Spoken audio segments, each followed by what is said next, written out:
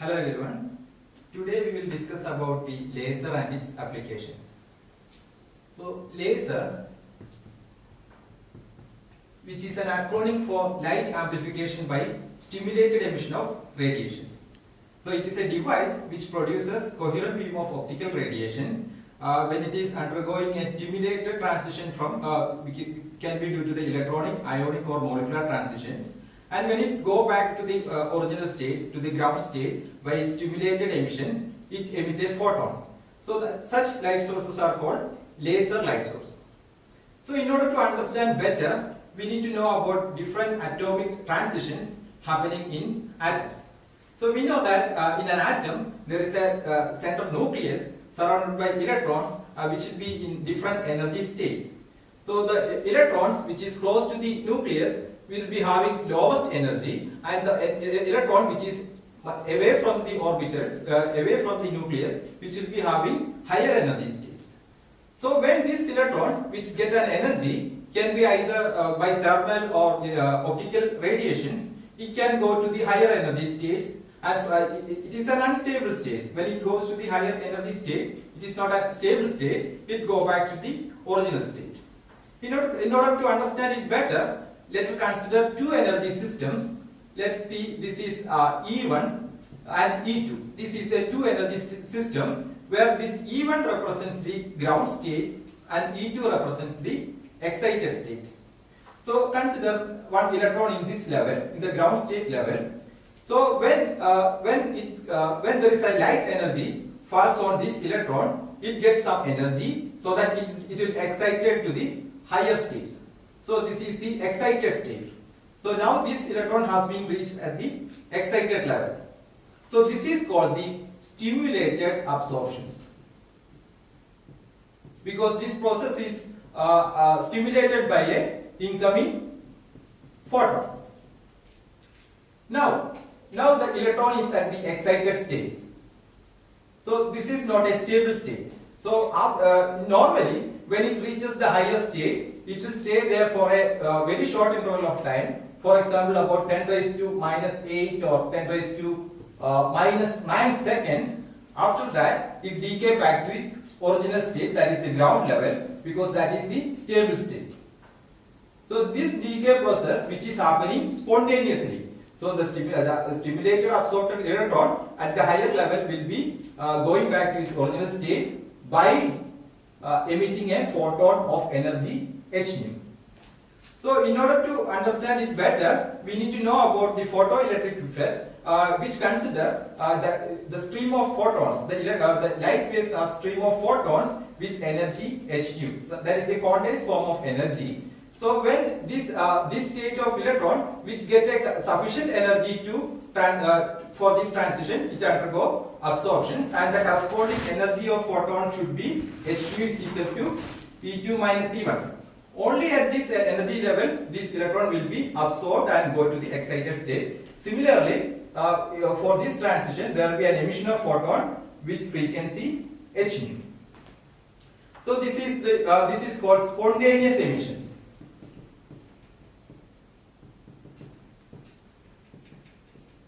Now, there is a different process which is called stimulated emissions. So this was proposed by Einstein in 1917, which said that when there is an electron at the higher level, just like this electron can go back to the original state, that is the ground level, by stimulated process, where an incoming photon. So this incoming photon can stimulate transition of electron from this level to ground level, so that there will be emission of two photons.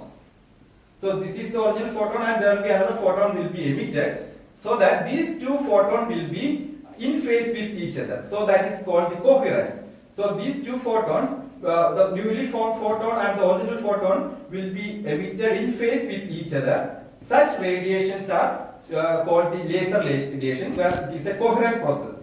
So coherence means these two radiation will be always in phase or in constant phase difference, both in time and space. So this process is called stimulated emission, and the laser action is happening because of the stimulated emission process. So coherence is one of the unique feature of the laser light. So other unique features of laser light are, one is the narrow bandwidth.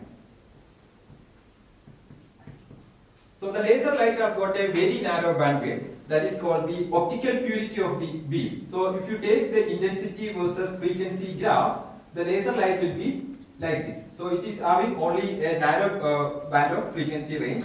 So that's why it is highly purity wave. So because of that, it has got lot of applications, especially for spectroscopy, high resolution spectroscopy, sensors, etc. Whereas the normal light source will be having a broad banded spectrum. If you take the intensity versus frequency, it will be a broad banded spectrum.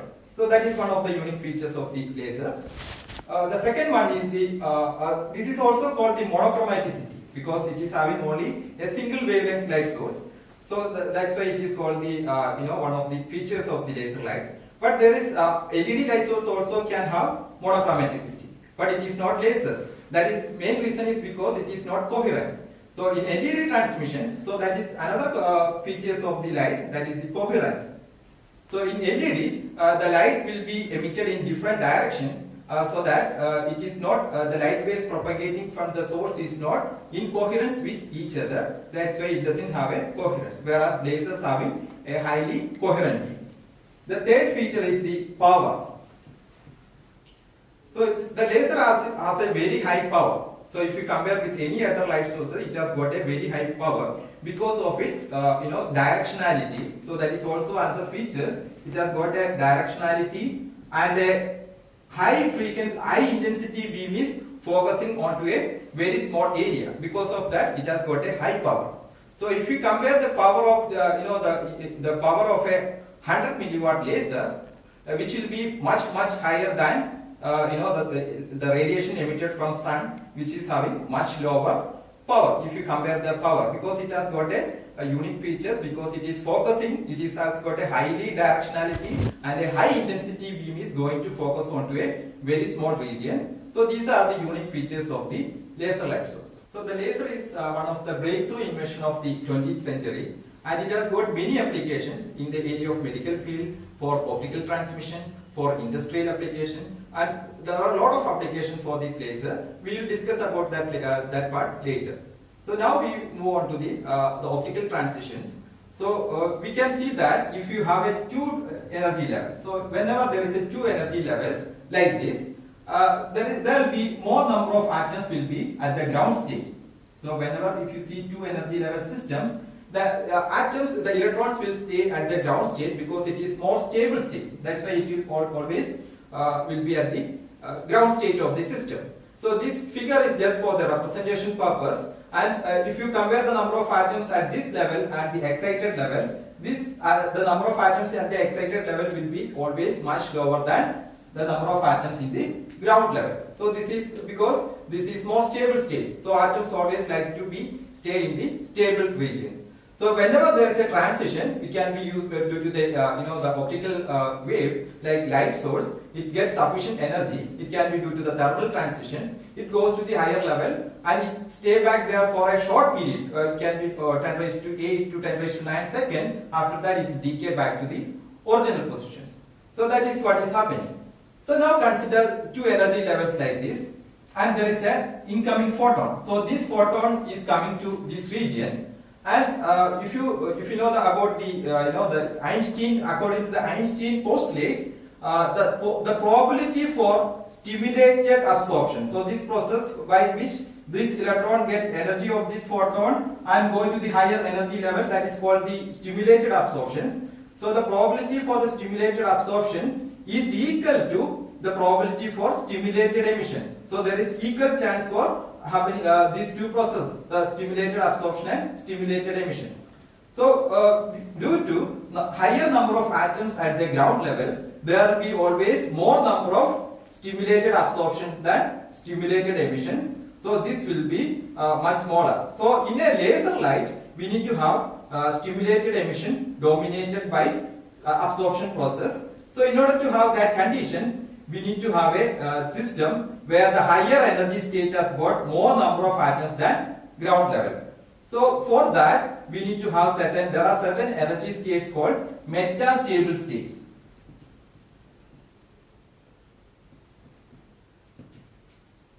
So this is one of the conditions for laser actions. There should be more number of atoms at the higher level. We cannot create these conditions with two energy level systems, because whenever we give sufficient energy to these electrons, it goes to the higher level. Immediately it goes back to the original positions, so that always the number of atoms at the lower level will be much higher than number of atoms in the higher level. So it is not possible to create a laser action with two energy level systems. So we need to have certain levels called metastable state, which has got a longer lifetime. If you compare, this has got a 10 raised to minus 8 second lifetime, and this level has got a lifetime of about 10 raised to minus 5 seconds. So it is much longer than this level. So that from this level we can create a conditions where more number of electrons are at this level compared with the ground level, so that we can create a laser action between these two levels.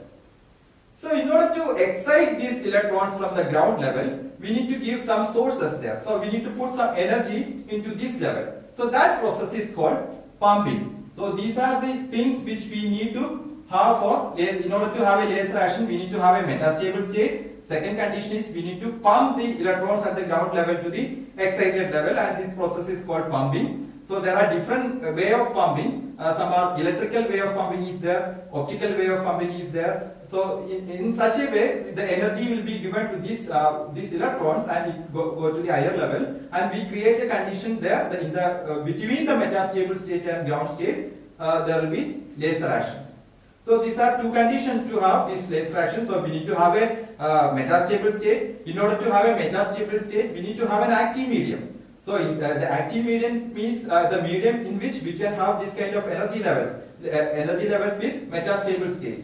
So that is also one thing. So we need to have an active medium with metastable states. We need to pump this process. This way we can create a condition where more number of atoms are at the excited state at the higher level compared with the ground state, so that we can have a laser action between these two levels. And this process, this is called the population inversion. So this process of we are creating more number of electrons at the higher level compared with the ground state, and that is called the population inversion. So these are certain conditions in order to have a laser actions. We need to have a pumping medium. We need to have an active medium inside, and we should and this active medium should have metastable state, and we should create a condition where there is a population inversions. So these are the basic conditions in order to have a laser actions. So there is another thing. So whenever these electrons go to the higher levels, it decay back to the original level. It can be due to the spontaneous emissions, and these spontaneous emissions can create that can stimulate another emission. So there will be two photons. So there is a decay from higher level to lower level, and one photon is created due to the spontaneous emissions, and this spontaneously emitted photon can stimulate transition from this metastable state to the lower level, so that there will be two photons. So these two photons are coherent with each other. Now these two photons can create stimulated emission of another two electrons at the excited level, and so that there will be four waves like this. So all these four waves are synchronized with each other, which are in phase with each other. That's why that's how this will be multiplied, and there will be beam is propagating through the medium. So we know that whenever a beam is propagating through certain medium, there will be some energy losses, which can be due to the absorption inside the medium. So in order to compensate that, we should have a active medium. So on top of this active medium, we should have some gain mechanism inside this chamber. So that's why we normally use there will be two mirrors. So the cavity, a mirror cavity will be created, where all these processes will be happening inside these two mirror systems, which is called the optical cavity. So the mirror forms the optical cavity, and these photons, which is created due to the stimulated emissions, will be propagating to one side, and one of this mirror will be 100% reflecting. So this will be perfectly reflecting, and other will be partially reflecting. It can be 97 up to 98% reflecting mirror. so that when there is a sufficient energy is created, when these photons propagate between these two mirrors, and when there is a sufficient energy is created, this will be propagating out of this medium as a laser source.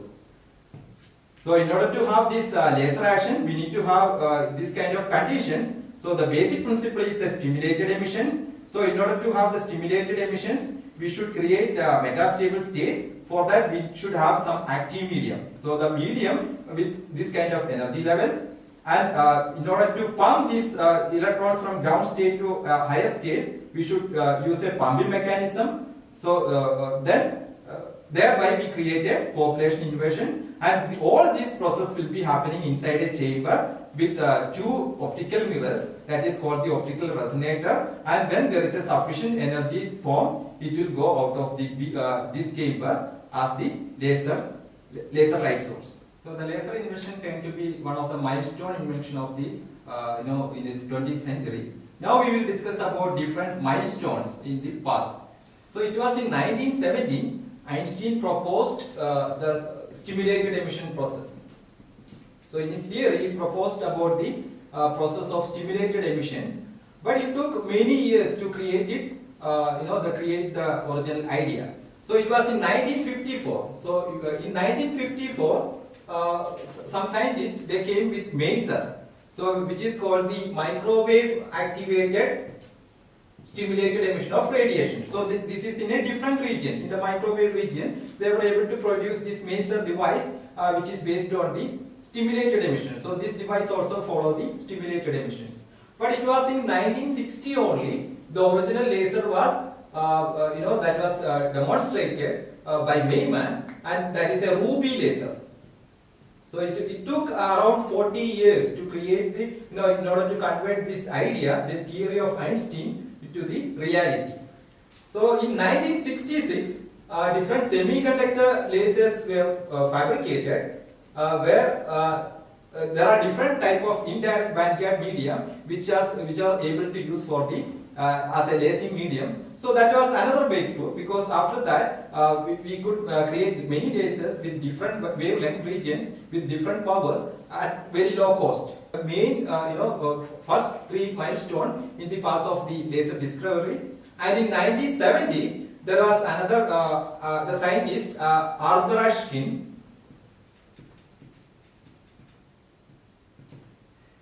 He demonstrated optical teasers,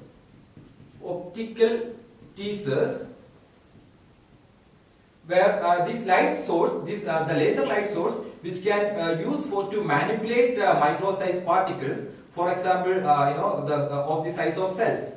So, which was a breakthrough discovery, because we can have the manipulation of biological samples, for example, cell size, in a non-contact way by using the force of laser. So the laser is acting as a force region. Due to that force, the particle can be moved to different region. It can be separated. There are sorting kind of things can be done. So this was another breakthrough invention in the path of this. And in 1982, scientists they were able to demonstrate a new lasers, different type of lasers. Called based on titanium sapphire. So this is a crystal. The titanium sapphire is a crystal. Using that particular crystal, they were able to demonstrate lasers in the femtosecond and picosecond regions, which were because of that there are a lot of applications to the in the field of material science, in order to consider the molecular dynamics inside a medium. There are a lot of things can be done because, using this the laser with this kind of pulse lasers. In 2010, people start using this titanium sapphire laser for the this kind of studies. They are called the pump probe spectroscopy, whereby people can understand what is the kind of molecular dynamics inside a kind of materials. Also, if there are two materials combined together, what is happening at the junctions. So this kind of things can be done. People start studying from 2010, and which was very useful for the material science people. In 2015, people use this for 3D printing applications, where we can create microstructure devices based on lasers. So they process the material at the micro-sized regions, so that we can create micro-sized particles. or micro-sized structures. So this will predict to the semiconductor industry, especially for the data storage systems, where we need to have a high storage devices, where we need to create different kind of this kind of micro level conditions. Also, if you want to create some material, so biocompatible material like stent, this can be used. The laser can be used to create micro-size this kind of features with different materials. In 2018, these scientists, they got a Nobel Prize for their breakthrough invention of the optical teasers and different application for the lasers. That was in 2018. Regarding applications, lasers are being used for different type of applications. Starting from the laser pointers, people use for the in the shops, they are used for the barcodes as a barcode scanners. There are a lot of different applications, like if you see the printers, laser printers, they also use these kind of things. Then for the CD, the data storage or CD writing, reading area, they use this laser light for recording data and also for reading data. So these kind of things will complement the data storage systems and different devices. In medical applications, if you talk about the medical application, there are a lot of application based on this laser light source in medical. For example, in dermatology area, people use for removing scars or plastic surgery, and if you in eye, people use this for eye surgery, for for manipulating the cornea surface for LASIK treatment. This kind of things people start using for many years, and it can be along with the nanoparticles. This has been used for cancer diagnosis. These kind of things are already there. Now people are thinking about different type of applications. For example, the laser angioplasty. So in laser angioplasty,